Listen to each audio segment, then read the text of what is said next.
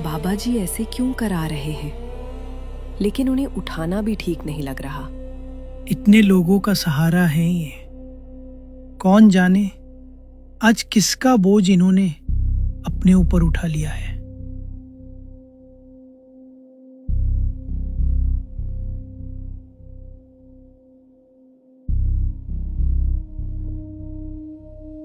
उसी रात घर के भीतर बाबा की कराहट और तेज हो जाती है।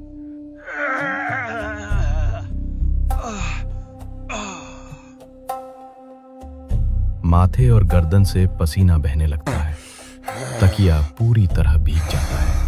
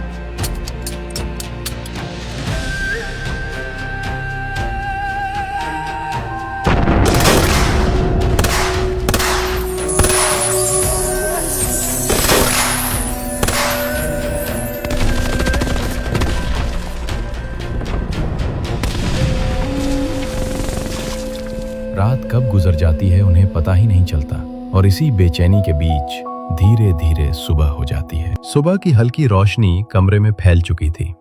पूरी रात की बेचैनी के बाद अब बाबा बिल्कुल शांत थे।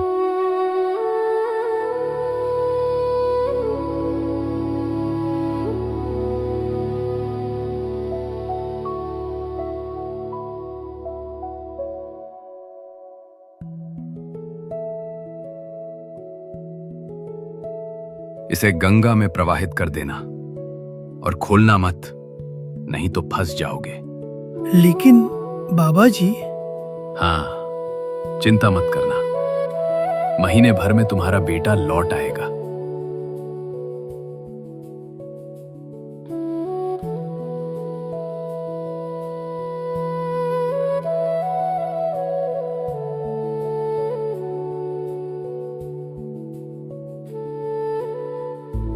बाबा कंबल उनके हाथ में छोड़ते हैं, हल्के से पलटते हैं और बिना कुछ और कहे वहां से निकल जाते हैं।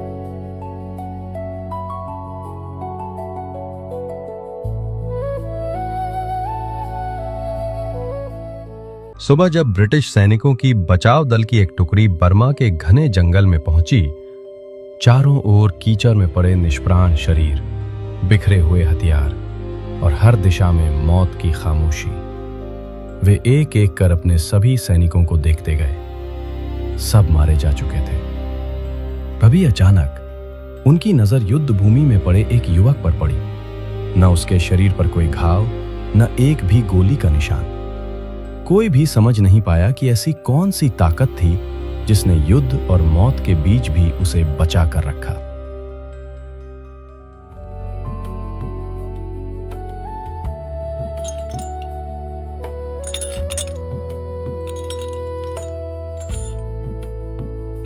ये तो लोहे के टुकड़ों जैसा लग रहा है। हाँ, कुछ तो है अंदर। आवाज भी वैसी ही आ रही है।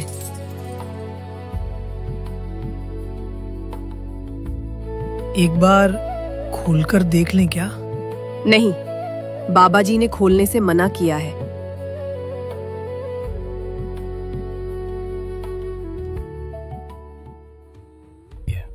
जो कहा है वही करना है।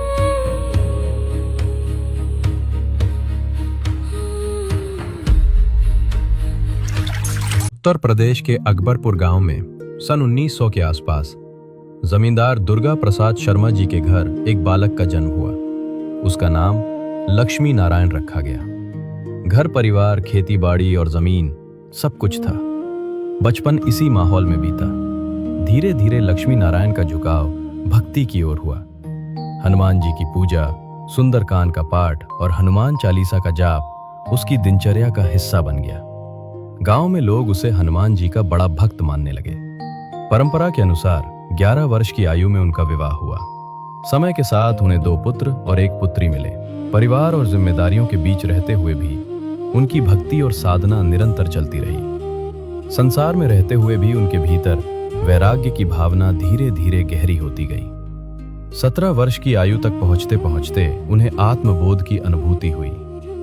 अपने कर्तव्यों को निभाते हुए अंततः उन्होंने गृहस्थ जीवन का त्याग किया और साधना के मार्ग पर निकल पड़े। इसके बाद वे उत्तर भारत के विभिन्न क्षेत्रों में साधुओं की तरह घूमते रहे। इस दौरान कई स्थानों पर हनुमान जी के मंदिर बनाए।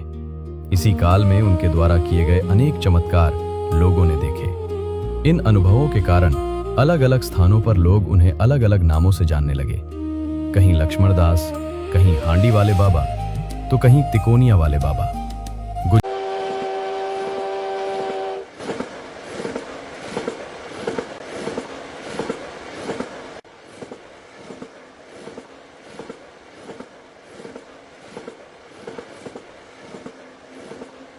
टिकट दिखाइए। सुना नहीं क्या? टिकट कहाँ है?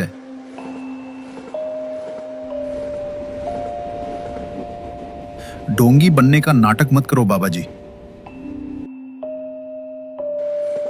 जल्दी से टिकट दिखाइए। फर्स्ट क्लास है ये। बिना टिकट नहीं चल सकता। नहीं, मेरे पास टिकट नहीं है। तो पैसे दीजिए। टिकट के पैसे और फाइन दोनों लगेंगे। पैसे तो मेरे पास नहीं है। मेरे पास तो सिर्फ राम नाम है। राम नाम से ट्रेन नहीं चलती बाबा जी। पैसे हैं तो दीजिए, नहीं तो उतरना पड़ेगा। राम नाम से ही पूरी दुनिया चलती है, तुम भी और ये ट्रेन भी। ज्ञान मत दीजिए। या तो पैसे दीजिए, नहीं तो अभी यहीं उतार देता हूं।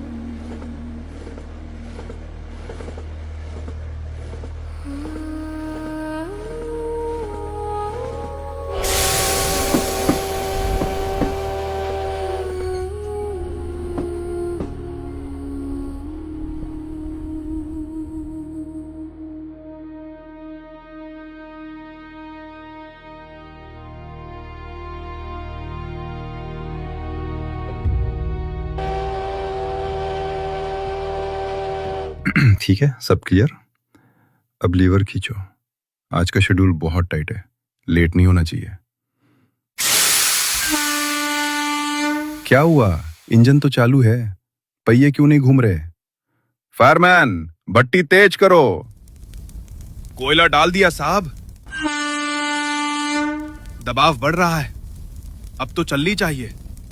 क्या समस्या है? ऊपर ब्रेक चेक करो और कोयला डालो, पूरी ताकत लगाओ। दबाव पूरा है, इंजन गरज रहा है, लेकिन ट्रेन आगे नहीं जा रही। ब्रेक खुले हैं सर, कोई ब्लॉक नहीं, लेकिन ट्रेन जैसे जम गई है। कोयला पूरा है, भाप भी पूरी है, मशीन में कोई खराबी नहीं है, लेकिन ट्रेन चल ही नहीं रही। Control room, emergency. ट्रेन स्थिर हो गई है, आगे नहीं जा रही। ब्रेक खुले हैं, कोई सिग्नल ब्लॉक नहीं। लोकेशन? मेम करोली गांव के पास सर। बहुत कोशिश की, अब आप ही मदद भेजिए जल्दी। समझ गया। रिलीफ टीम रवाना कर दी, अपडेट देते रहो।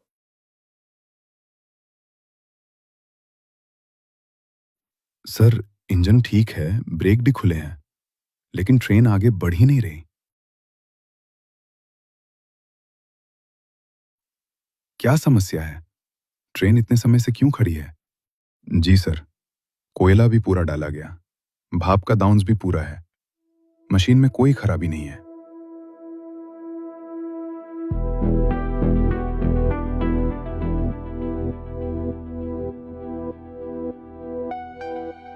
ये तो तलैया बाबा है। इनके चमत्कारों के बारे में बहुत सुना है, आज साक्षात दर्शन हो गए। लेकिन ये बाबा यहां क्यों बैठे हैं? सर, इनके पास टिकट नहीं था, इसीलिए इन्हें ट्रेन से उतार दिया गया। और उसके बाद से ट्रेन यहीं खड़ी है, लेकिन ये बाबा यहाँ क्यों बैठे हैं? सर, इनके पास टिकट नहीं था, इसीलिए इन्हें ट्रेन से उतार दिया गया। और उसके बाद से ट्रेन यहीं खड़ी है ना? साहब, जब से बाबा उतरे हैं ट्रेन एक कदम भी नहीं चली। तुरंत इनसे माफी मांगिए और इन्हें पूरे सम्मान के साथ वापस ट्रेन में बैठाइए। बाबा जी, हमसे बहुत बड़ी भूल हो गई, कृपया हमें क्षमा कर दीजिए। आप वापस ट्रेन में चलिए। मैं ट्रेन में बैठ जाऊंगा, लेकिन मेरी एक शर्त है। बाबा जी, बताइए ना, क्या करना है? आप जो भी कहें, आपकी हर शर्त मंजूर है। बस आप कृपा बनाए रखना। मैं पूरी कोशिश करूंगा सब कुछ वैसा ही करने की जैसा आप चाहते हैं। यहाँ आसपास के गांवों के लोग कितनी तकलीफ उठाते हैं। ट्रेन पकड़ने के लिए मीलों पैदल चलना पड़ता है।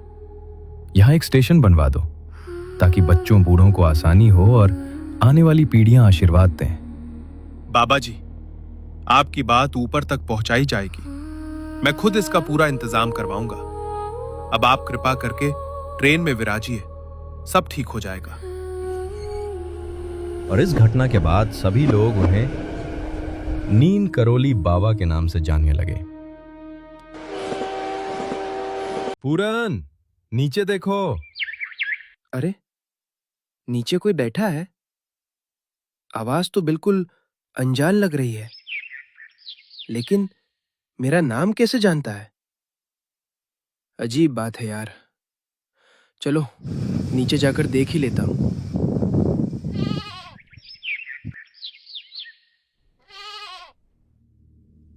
आप मुझे ही बुला रहे हैं क्या? हाँ पूरन, नीचे आओ। बाबा, आप मेरा नाम कैसे जानते हैं? मैंने आपको पहले कभी नहीं देखा। पूरन, तुम्हें अभी नहीं, कई जन्मों से जानता हूं। चलो, भूख लगी है, घर से खाना ले आओ। जी बाबा, आप यहीं रुकिए, मैं अभी लाता हूं।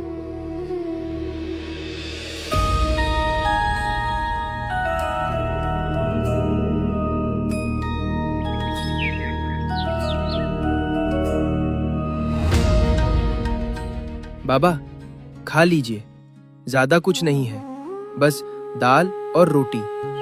घर में जो था मैं वही लेकर आया। बहुत अच्छा है पूरन, सादा खाना, इससे पेट भी ठीक रहता है, दिल भी। ज्यादा कुछ चाहिए नहीं जीवन में। राम राम। पूरन, अब गांव से कुछ लोगों को बुला लाओ जो मदद कर सकें। जी बाबा, लेकिन क्यों? हमें नदी पार जाना है, जहां कोई चीज हमारी सालों से प्रतीक्षा कर रही है। चलो नदी पार करो, रास्ता ज्यादा दूर नहीं। राम नाम लेते चलना, मन शांत रहेगा।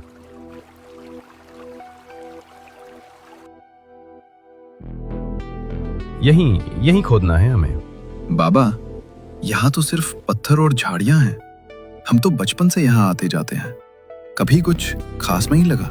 सच बाबा, इस जगह पर तो कभी कुछ नहीं रहा, जंगल ही है चारों तरफ। इन पत्थरों के पीछे बहुत कुछ छिपा है। जो दिखाई देता है वो पूर्ण सत्य नहीं। देखना चाहो तो हाथ आगे बढ़ाओ, परिश्रम करना होगा, खुदाई करो, तभी मिलेगा जो खोज रहे हो। बाबा, यहाँ कुछ नहीं दिख रहा, हमने काफी खोद लिया, कहीं गलती तो नहीं? थोड़ा और धैर्य रखो। अरे, ये क्या? कुछ सख्त है नीचे, पत्थर हिल रहा है।